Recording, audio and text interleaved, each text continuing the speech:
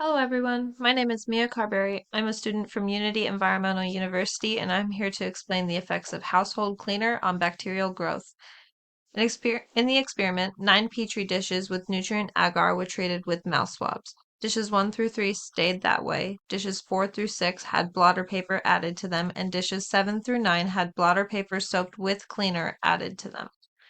I hypothesize that the petri dishes treated with cleaner will have the least amount of bacteria. Below, I have added images of each treatment category. From left to right, we have dish 3, dish 6, and dish 8. As you can see, they had different levels of bacterial growth.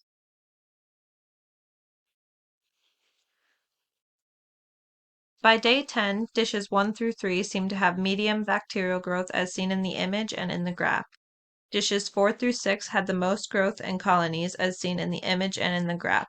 Finally, dishes 7 through 9 had very little growth and colonies as seen as in the image and in the graph. In conclusion, I believe my hypothesis is correct and the household cleaner inhibited the growth of the bacteria. This means that bacteria thrive in a certain environment and certainly not one with cleaner in it. Maybe dishes 4 through 6 could be considered a more suitable environment for bacteria to live. The most notable pattern I saw was how the growth of the bacteria in dishes 7 through 9 started later than in other dishes.